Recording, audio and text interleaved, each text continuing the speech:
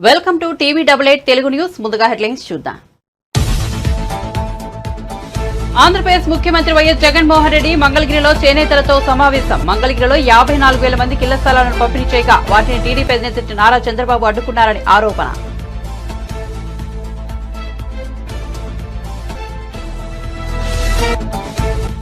గుంటూరు జిల్లా తాడికొండలో ప్రజాగలం సభ. అమరావతి ముఖ్యాంశంగా చంద్రబాబు ప్రసంగం. అమరావతిని కదిల్చడం జగన్ వల్ల కాదని స్పష్టీకరణ. ఈ ముఖ్యమంత్రి మళ్లీ అమరావతి జోలికి రాగలడా అంటూ సవాల్.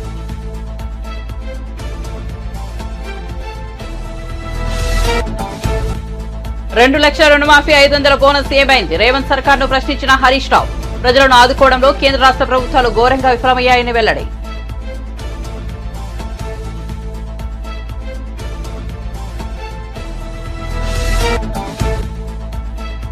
తిరుపతిలో ఇవాళ బీజేపీ నేతలతో పవన్ కళ్యాణ్ సమావేశం. ఎన్నికల్లో కూటమి అనుసరించాల్సిన వ్యూహాలపై చర్చ. తిరుమల క్షేత్రానికి ఉన్న పవిత్రతను వైసీపీ మంటగలిపిందంటూ ఆగ్రహం.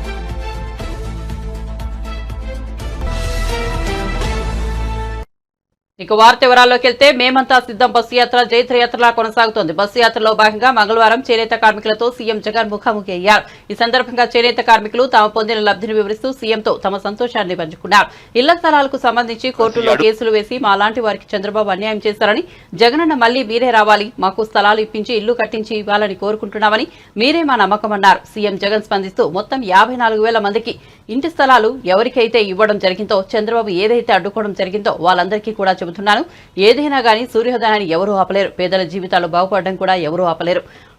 మళ్లీ రేపొద్దున మన ప్రభుత్వం వచ్చిన తర్వాత వీరందరికీ కూడా అక్కడే అవే ఇంటి స్థానాలు ఇప్పించే కార్యక్రమం జరుగుతుందని స్పష్టం చేశారు.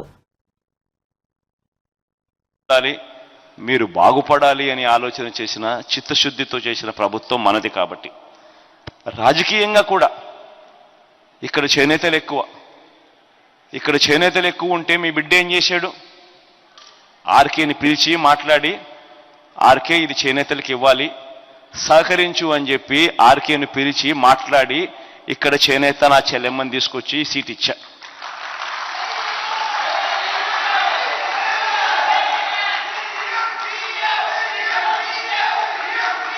ఆర్కే కూడా మంచి మనసుతో తాను కూడా అన్న మీరు ఏం చెప్పినా కానీ నేను సిద్ధంగానే ఉన్నాను అని ఆర్కే కూడా ముందుకు వచ్చినాడు. ఒకవైపున మీ బిడ్డ చేనేతలు ఎక్కువ ఉన్న చోట చేనేతలకు ఇవ్వడానికి అడుగులు మీ బిడ్డ వేస్తా ఉంటే, మరోవైపున చంద్రబాబు నాయుడు ఆయన కొడుకు ఏం చేస్తా ఉన్నారు? బీసీలు ఎక్కువ ఉన్న ప్రాంతాలలో ఇక్కడ కూడా బీసీలకు ఇవ్వకుండా ఇక్కడ కూడా వచ్చి వాళ్ళే నామినేషన్లు వేసి వేలకు వేల రూపాయల డబ్బులు ఖర్చు పెట్టి కోట్ల రూపాయల డబ్బులు ఖర్చు పెట్టి ఈ సీటు కూడా అన్యాయంగా మన దగ్గర నుంచి తీసుకునే కార్యక్రమం చేస్తా ఉన్నారు. అది మంగళగిరి అయినా అంతే, అది కుప్పం అయినా అంతే. కుప్పంలో కూడా బీసీలు ఎక్కువ, కానీ అక్కడ చంద్రబాబు నాయుడే బీసీల సీటు తీసుకొని అక్కడే కోట్ల రూపాయలు ఖర్చు పెట్టి తాను గెలిచే కార్యక్రమమే చేస్తా ఉన్నాడు. కానీ బీసీలకు అక్కడి నుంచి ఇచ్చిన పరిస్థితులు లేవు. కానీ మీ బిడ్డ కుప్పంలో కూడా బీసీనే పెట్టి ఎలక్షన్లు చేస్తా ఉన్నాడు. తేడా గమనించి మనం అడుగుతా ఉన్నా, ఈ రాష్ట్ర చరిత్రలో ఎప్పుడు జరగనట్టుగా, దేశ చరిత్రలో కూడా నాకు తెలిసి ఏ రాజకీయ పార్టీ కూడా బహుశా చేసి ఉంటుందో లేదో నాకు తెలియదు, కానీ రాష్ట్ర చరిత్రలో ఎప్పుడు కని విని ఎరగని విధంగా 175 అసెంబ్లీ స్థానాలు, 25 ఎంపీ స్థానాలు, మొత్తం 200 స్థానాలు ఉంటే అందులో ఏకంగా 50%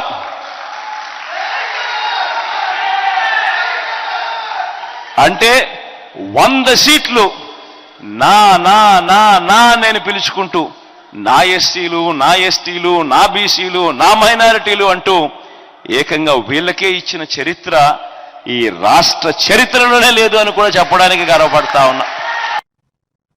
టీడీపీ అధినేత చంద్రబాబు గుంటూరు జిల్లా తాడికొండలో ప్రజాగళం సభకు హాజరయ్యారు. ఈ సందర్భంగా ఆయన ప్రసంగిస్తూ అమరావతి రాజధాని అంశాన్ని ప్రముఖంగా ప్రస్తావించారు.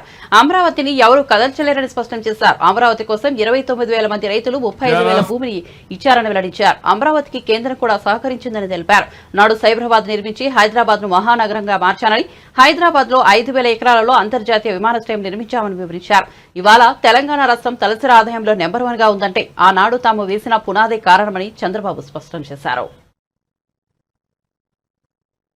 బీజేపీ నాయకులకు ఈ కార్యక్రమానికి చేసినటువంటి నాకు ప్రాణ సమానమైన తెలుగుదేశం పార్టీ కార్యకర్తలకు,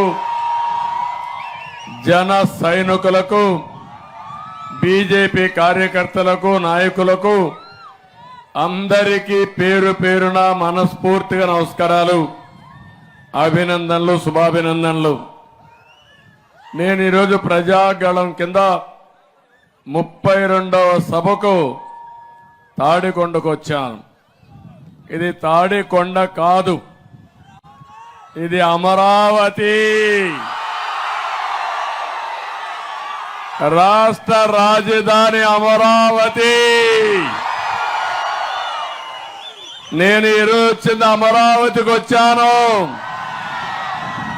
రాష్ట్ర రాజధానికి వచ్చాను. రాష్ట్రం నడిబొడ్డు నుంచి మాట్లాడుతున్నా, అధికార కేంద్రం నుంచి మాట్లాడుతున్నా, ఎవ్వడు కూడా అమరావతిని ఒక ఇంటికి కూడా తెలుసలేడని చెప్పి తెలియజేస్తున్నా.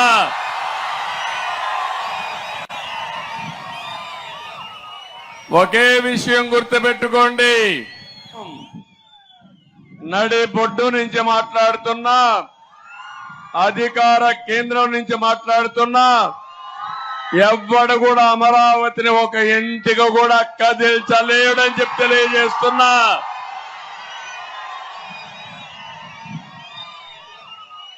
ఒకే విషయం గుర్తుపెట్టుకోండి, 30 రోజులు ఇంకా. ఈరోజు 13వ తారీఖు, మే 13వ తారీఖు. చరిత్ర అప్పుడే రాసేశారు మీరంతా. 32 సభలు చూశాను. నిన్ననే నేను పవన్ కళ్యాణ్ గారు కలిసి గోదావరి జిల్లాలకు పోతే గోదావరి నది గర్జించింది. ప్రజల యొక్క అభిమానం చూశాం. ఒక్క సీటు కూడా వీళ్ళకి బోణి అయ్యే పరిస్థితి లేదంటే అది ఈరోజు వైఎస్ఆర్ కాంగ్రెస్ పార్టీ పరిస్థితి. నేను ఈరోజు తెలుగువాడు గర్వపడే విధంగా దీన్ని తయారు చేయాలని ఆ రోజు నిర్మాణానికి శ్రీకారం చుట్టాం. ప్రపంచంలో ఎక్కడా జరగలేదు. 29,000 మంది రైతులు, 35,000 ఎకరాలు. కొత్త కాన్సెప్ట్ ల్యాండ్ పూలింగ్. ఎక్కడా జరిగిన విధంగా రైతాంగం ముందుకు వచ్చారు. మీరు మా భూముల్లో అమరావతి కట్టండి, కొన్ని రోజులు మాకు సంవత్సరానికి ఇంత డబ్బులు ఇవ్వండి, తర్వాత 10 ఏళ్ల తర్వాత మా భూములు అమ్ముకుంటాం, రాష్ట్రానికి రాజధాని వస్తుంది, మేము కూడా బాగుపడతామని స్వచ్ఛందంగా ముందుకు వచ్చినటువంటి రైతాంగానికి మరొక్కసారి శిరస్సు వంచి నా నమస్కారాలు తెలియజేసుకుంటున్నాను. ప్రపంచమంతా పొగిడారు, ఎక్కడా జరిగిందని చెప్పారు. కేంద్రం ముందుకు వచ్చింది, దాని వస్తుంది, మేము కూడా బాగుపడతామని స్వచ్ఛందంగా ముందుకు వచ్చినటువంటి రైతాంగానికి మరొక్కసారి శిరస్సు వంచి నా నమస్కారాలు తెలియజేసుకుంటున్నాను. ప్రపంచమంతా పొగిడారు, ఎక్కడా జరిగిందని చెప్పారు. కేంద్రం ముందుకు వచ్చింది, క్యాపిటల్ గెయిన్స్ అని దానిపైన ఎప్పుడన్నా మీరు భూమి అమ్ముకుంటే క్యాపిటల్ గెయిన్స్ లేకుండా పూర్తిగా ఎగ్జిబిషన్ ఇచ్చారు. అన్ని బాగా జరిగాయి. ఒక మాటలో చెప్పాలంటే నేను హైదరాబాద్ లో ఇదే మరి ఒక గ్రీన్ ఫీల్డ్ రాజధాని. అది హైదరాబాద్, సికింద్రాబాద్ 2 ఉన్నాయి, ట్విన్ సిటీస్. నేను వచ్చిన తర్వాత సైబరాబాద్ నగరాన్ని నిర్మాణం చేసి హైదరాబాద్ ని మొత్తం కలిపి జనసేనాని పవన్ కళ్యాణ్ తిరుపతిలో బీజేపీ నేతలతో సమావేశమయ్యారు. సార్వత్రిక ఎన్నికల్లో కూటమి పార్టీలు అనుసరించాల్సిన వ్యూహాల గురించి చర్చించారు. తిరుపతి అసెంబ్లీ, లోక్సభ నియోజకవర్గాల్లో ఉన్న సమస్యల గురించి చర్చించారు. మూడు పార్టీలు కలిసి ఎన్నికల్లో సమిష్టిగా కృషి చేయాలని పిలుపునిచ్చారు. ఈ సందర్భంగా ఆయన తిరుమల తిరుపతి గురించి మాట్లాడారు. తిరుమల క్షేత్రానికి ఉన్న పవిత్రతను వైసీపీ ప్రభుత్వం వారు ఏరికోరి నియమించుకున్న అధికారులు మంటగలిపిన తీరు శ్రీవారి భక్తులను మనోవేదనకు గురిచేస్తోందని అన్నారు. టీటీడీ నిధులను సైతం మళ్లించే కుట్రలకు తెరదీశారని ఆరోపించారు. కూటమి ప్రభుత్వంలో ఖచ్చితంగా ధర్మ పరిరక్షణకు నడుం బిగించాల్సిన అవసరం ఉందని పేర్కొన్నారు. తులసివనం వంటి తిరుపతిని గంజాయి వనంగా మార్చేశారని పవన్ కళ్యాణ్ ఆవేదన వ్యక్తం చేశారు. తిరుపతి నియోజకవర్గంలో వైసీపీ ముఠాయిలు చేస్తున్న అరాచకాలను అడ్డుకోగలిగేది జనసేన, టీడీపీ, బీజేపీ కూటమి మాత్రమేనని స్పష్టం చేశారు.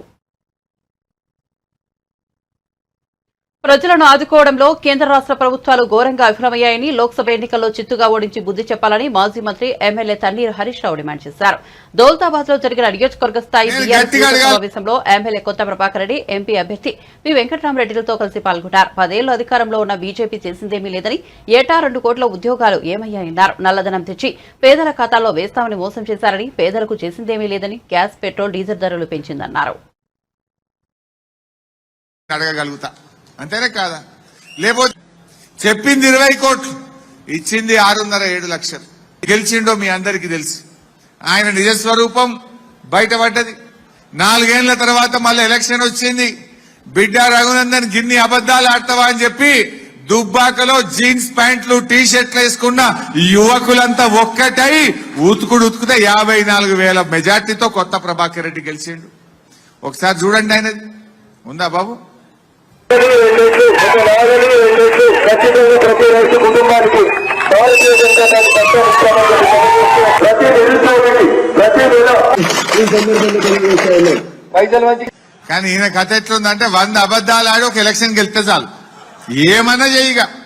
భార్యను భర్తను నమ్మకుండా చేయాలన్నట, భర్తను భార్య నుంచి దూరం చేయాలన్నట, ఏమన్నా చేసి ఓట్లేసుకోవాలనే సూత్రం చెప్పిండు ఆయన. మరి గిసంటే ఆయన మళ్ళా గెలిస్తే ఏమవుతుందో మీకు తెలియదు ఏమి లేదు. అందువల్ల యువకులు, విద్యార్థులు, ముఖ్యంగా దుబ్బాక మా కార్యకర్తలు ఈ ఎన్నికల్లో మనం వెంకటరామరెడ్డి గారిని గెలిపించాలి. మన వెంకటరామరెడ్డి పేర్లనే రాముడు ఉన్నాడు కాదే, ఆయన పేర్లనే రాముడు ఉన్నాడు. రాముడు ఎక్కడనో లేడు, వెంకటరామరెడ్డి పేర్లనే ఉన్నాడు. అందువల్ల ఆయనలోనే రాముడిని చూసుకుందాం. ఇవాళ ఎవరమైనా ఎన్నో కార్యక్రమాలు చేసినాం. దేవుడు అందరివాడు, దేవుడికి పార్టీ ఉండదు, అందరివాడు అవుతాడు భగవంతుడు. అయితే ఈ ఎన్నికల్లో మనకు ఎవరు మేలు చేస్తారో మనం ఆలోచన చేయాలి. ఇవాళ బీజేపీ సంగతి మనకు తెలిసింది. కాంగ్రెస్ వాళ్ళ సంగతి అయితే 4 నెలలకే మనసున పట్టింది. పట్టలే 4 నెలలకే. అప్పుడు ఏం చెప్పిండ్రు? గంభీరమైన ఉపన్యాసాలు ఇచ్చిండ్రు. 100 రోజుల్లో 6 గ్యారంటీలు అమలు చేస్తాం, 13 హామీలు అమలు చేస్తామని నోటరీ డాక్యుమెంట్లు వంచిండ్రు, బాండ్ పేపర్లు వంచిండ్రు, మొదటి అసెంబ్లీలో చట్టబద్ధత తెస్తామన్నారు. ఇంకా నమ్మకపోతే లాస్ట్ కు ఇది రాహుల్ గాంధీ మాట నా జిమ్మెదారు అన్నాడు ఆయన వచ్చి. పాపం ఇవాళ ఆయన పరువు తీసిండు రేవంత్ రెడ్డి. ఈయన చెప్పిండు, ఆయన వలికిండు. ఇవాళ ఏమైందని నేను అడుగుతా ఉన్నా. ఏమైనాయి 6 గ్యారంటీలు? ఇప్పుడు ఎవరైనా అడిగిండ్రు అనుకో, ఏమైనా అప్పుడు 100 రోజుల్లో చేస్తాను ఏమైందంటే, అబ్బా మేము వచ్చి 4 నెలలే అయింది కదా, జర ఆగురు అని సన్నాయి నొక్కుతురు కొడుకులు. మరి అప్పుడెందుకు చెప్పారు 100 రోజులని? అప్పుడేమో గంభీరమైన ఉపన్యాసాలు చెప్పారు. పాపం ప్రజలు నమ్మిండ్రు. అరే 100 రోజుల్లో వీడేమో ఉద్ధరిస్తాడు అనుకొని నమ్మిండ్రు. కానీ ఇప్పుడు అర్థమైంది ఏంటంటే ఉద్ధరించుడు కాదు, ఉద్ధర మాటలు చెప్పారు కాంగ్రెస్ వాళ్ళని ముచ్చడం అర్థమైతా ఉంది. మోసం చేసిందనే విషయం అర్థమైతా ఉంది. మరి ఇప్పుడు ఎట్లా? 4 నెలలనే మోసం చేసిండ్రు.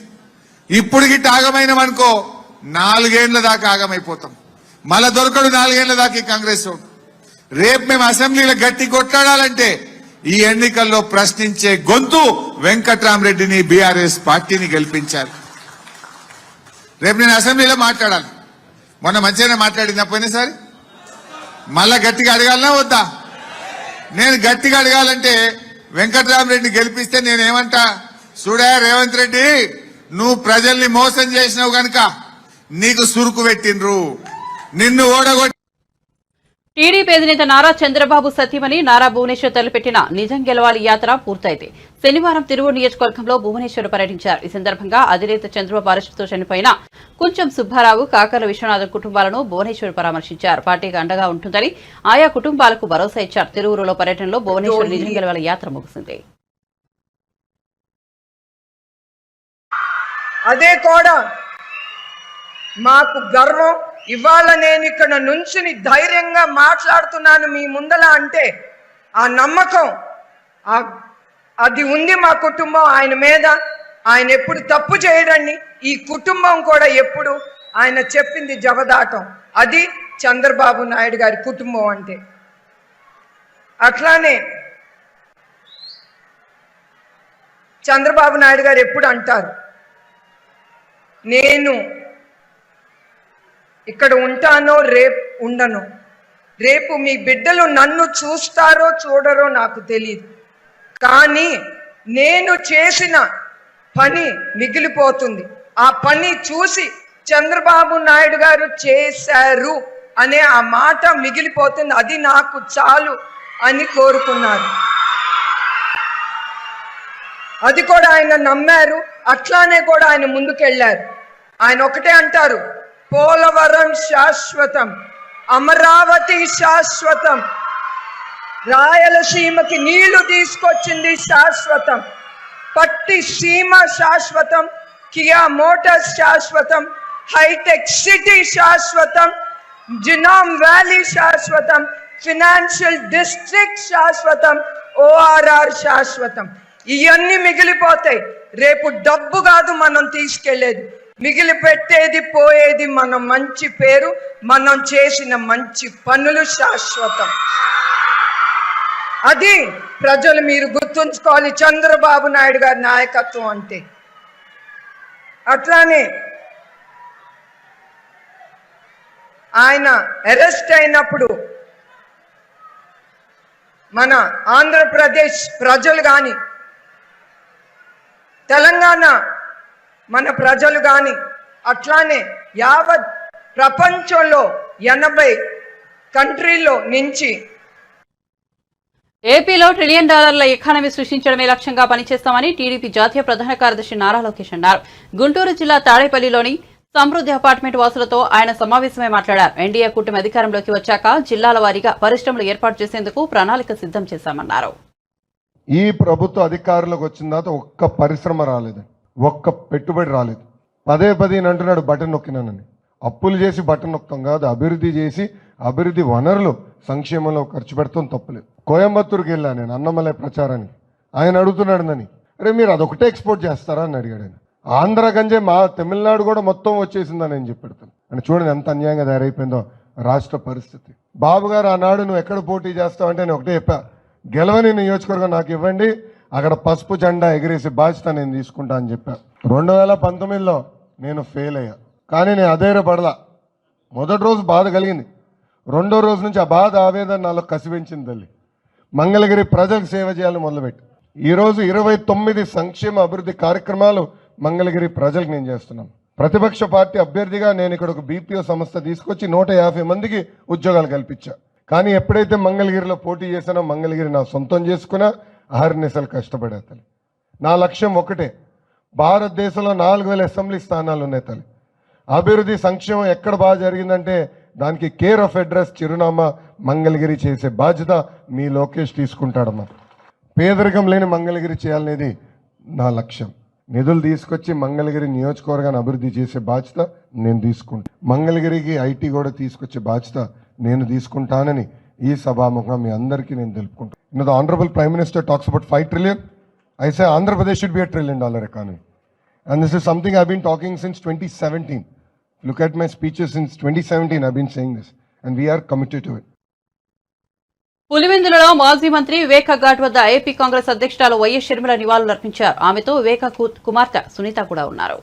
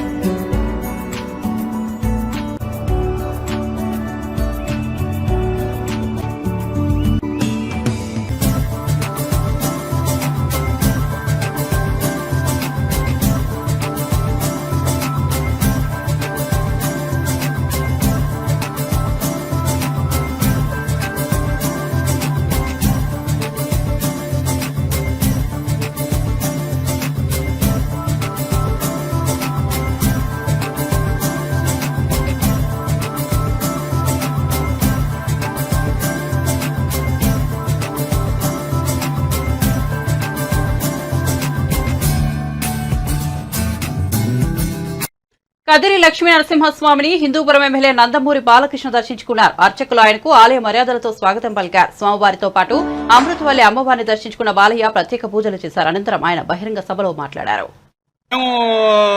ఇస్తామని చెప్పడం జరిగింది. ఈ యొక్క pre matric post matric scholarship వాళ్ళందరూ కూడా అది అందించడం జరిగింది వాళ్ళందరూ కూడా. అలాగే మన ఇమాంలు మౌజంలకి వాళ్ళకి 5 మౌజంలకి ఇమాంలకి మౌజంలకి వాళ్ళకి 5,000 రూపాయల చొప్పున 3,000 రూపాయల చొప్పున 1,000 కోట్ల రూపాయల నుంచి 1,1,500 కోట్ల రూపాయలు బడ్జెట్ అదనంగా మేము ఇస్తామని చెప్పడం జరిగింది మన మేనిఫెస్టోలో. అలాగే ఈ యొక్క దుల్హన్ ఏదో కానుకుందో దాది 50,000 కాకుండా 1,00,000కి పెంచుతామని చెప్పడం జరిగింది. అలాగే ఈ యొక్క నూర్ భాష ఏదైతే ఫెడరేషన్ ఉందో దాంట్లో ఇప్పుడున్న 50,000 కోట్లు కాకుండా అదనంగా ఇంకో 50 కోట్లు 100 కోట్లు మంజూరు చేస్తామని చెప్పడం జరిగింది. అలాగే ఈ యొక్క ఏదైతే 4% రిజర్వేషన్ ఉందో ఉద్యోగాల్లో అలాగే చదువుల్లో వాటికి చట్టబద్ధత కల్పిస్తామని దానికి ప్రయత్నిస్తామని కూడా పేర్కొనడం జరిగింది. అలాగే షాదీఖానాలు అలాగే ఉర్దూ ఘర్లు వాటికి స్థలాన్ని కేటాయించి అలాగే అక్కడ షాదీఖానాలు గాని మిగతా పాత భవనాలు వాట్ల పునర్నిర్మాణం కార్యక్రమాలు పనులు కూడా చేపడతామని చెప్పడం జరిగింది. అలాగే ఇక్కడ ముందుగా ఈ కదిరి విషయానికి వస్తుంది. అలాగే ఇక్కడ చూస్తే మనం అటు అందరి ద్వారా మీకు సాగునీరు అందిస్తామని ఈ సొంత నియోజకవర్గం పులివెందులలో నాగమ్మ అనే యువత కూడా ఇలాగే ప్రభుత్వ విధానాల్ని ప్రశ్నిస్తే ఆమెని అతి దారుణంగా హత్య చేయడం జరిగింది. అలాగే మన అమరావతి రాజధాని రైతుల భూముల గురించి ప్రశ్నించిన నాయకులందరి మీద కూడా ఎస్సీ ఎస్టీ కేసులు బనాయించడం జరిగింది. ఇలాంటివి వీళ్ళ చేసిన దారుణాలకు లెక్కలేదు, అంతే లేకుండా పోయింది. కాబట్టి మీరంతా ఒకటి గుర్తుపెట్టుకోవాలి, ఈ యొక్క ప్రజాస్వామ్యంలో మీరంతా కూడా ఇక్కడ ఈ ప్రజాస్వామ్య సంరక్షణ బద్ద మేనెత్త విమలమ్మ విమర్శకులపై ఏపీపీసీసీ అధ్యక్షులు వైఎస్ షర్మిల ఘాటుగా స్పందించారు. విమలమ్మ కుమారుడికి జగన్ కాంట్రాక్టులు ఇచ్చారని, ఆర్థికంగా బలపడినందునే విమలమ్మ అన్ని మర్చిపోయారని చెప్పారు. జమ్మలమడుగు నియోజకవర్గంలో స్టీల్ ప్లాంట్ నిర్మాణ ప్రాంతాన్ని షర్మిల సందర్శించారు. రాజశేఖర రెడ్డి బతికే ఉంటే స్టీల్ ప్లాంట్లు కల సాకారమయ్యేదన్నారు. ఈరోజు కడప జిల్లా జమ్మలమడుగులో ఉక్కు ఫ్యాక్టరీ స్టీల్ ప్లాంట్ సందర్శించడం జరిగింది. ఎన్ని వేల కోట్లు ఖర్చు పెట్టారో చూపించండి ఒకసారి. అద్భుతంగా ఉన్న స్టీల్ ప్లాంట్ ని, ఎంత అద్భుతంగా ఈ స్టీల్ ప్లాంట్ నిర్మాణం జరిగిందో, ఎన్ని వేల కోట్లు పెట్టి కట్టిన ఈ స్టీల్ ప్లాంట్ ఎంత అద్భుతంగా నిర్మాణం జరిగిందో, ఎంతమందికి ఉద్యోగాలు, దాదాపు 1,00,000 మందికి ఉద్యోగాలు ఇస్తున్న స్టీల్ ప్లాంట్. ఇప్పటికీ ఇది నిజం అయ్యుండు రాజశేఖర రెడ్డి గారు బ్రతికే ఉండుంటే. కానీ దురదృష్టవశాత్తు రాజశేఖర రెడ్డి గారు వెళ్లిపోయారు. ఇప్పటికీ కళ్ళు మూసుకుంటే స్టీల్ ప్లాంట్ కనిపిస్తుంది తప్ప కళ్ళు తెరిస్తే మాత్రం శూన్యం. స్టీల్ ప్లాంట్ లేదు, పెట్టుబడి లేదు, ఉద్యోగాలు అంతకంటే లేవు. ఎడారి ప్రాంతం జమ్మలమడుగు ఎడారిగానే మిగిలిపోయింది.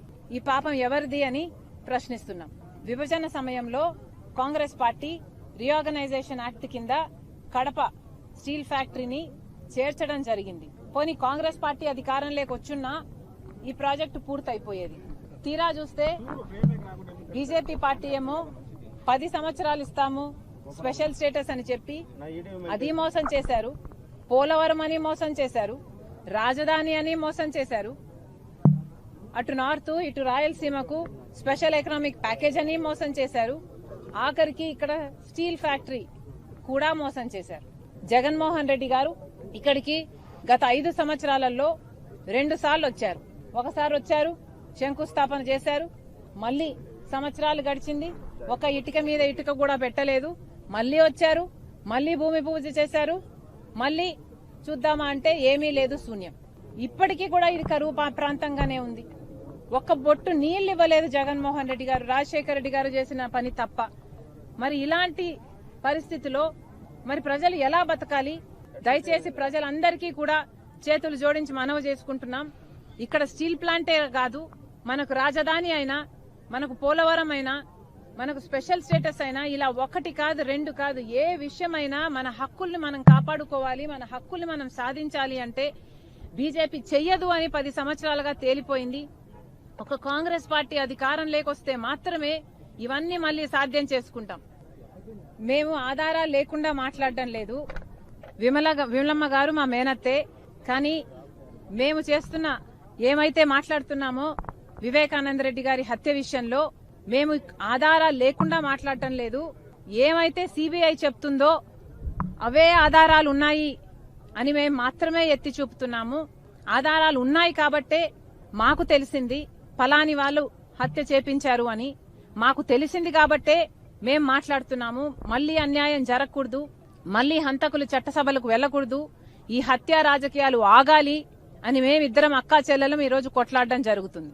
విమలమ్మ గారి కొడుకుకి జగన్మోహన్ రెడ్డి గారు వర్క్స్ ఇవ్వడం జరిగింది, ఆర్థికంగా వాళ్ళు బలపడడం జరిగింది కాబట్టే ఈరోజు విమలమ్మ గారు ఆ విషయాన్ని గుర్తుపెట్టుకున్నారు. కానీ చనిపోయింది సొంత అన్నని వివేకానంద రెడ్డి గారు తనకు ఎంత చేశారో అన్న విషయము విమలమ్మ గారు మర్చిపోయినట్టున్నారు. వయసులో పెద్దబడ్డారు, వయసు వచ్చింది, మర్చిపోవడం సహజమే, మర్చిపోయినట్టున్నారు కాబట్టి ఇలాంటి మాటలు మాట్లాడుతున్నారు. బులెటిన్ ముగించే ముందు హెడ్లైన్స్ మరోసారి చూద్దాం. ఆంధ్రప్రదేశ్ ముఖ్యమంత్రి వైఎస్ జగన్మోహన్ రెడ్డి మంగళగిరిలో చేనేతలతో సమావేశం. మంగళగిరిలో 54,000 మందికి ఇళ్ల స్థలాలు పంపిణీ చేయక వాటిని టీడీపీ అధినేత నారా చంద్రబాబు అడ్డుకున్నారని ఆరోపణ.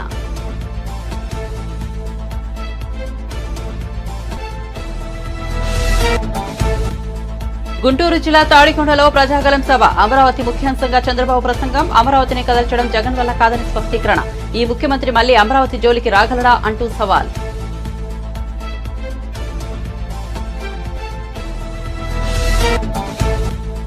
₹2 లక్షల రుణమాఫీ, 500 బోనస్ ఏమైంది? రేవంత్ సర్కార్ను ప్రశ్నించిన హరీష్ రావు. ప్రజలను ఆదుకోవడంలో కేంద్ర రాష్ట్ర ప్రభుత్వాలు ఘోరంగా విఫలమయ్యాయని వెల్లడి.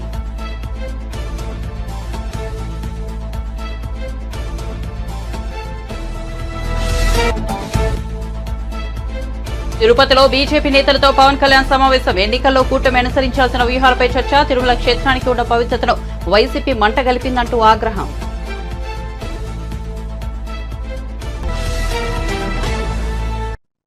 మరిన్ని అప్డేట్స్ కోసం చూస్తూనే ఉండండి TV88 తెలుగు న్యూస్.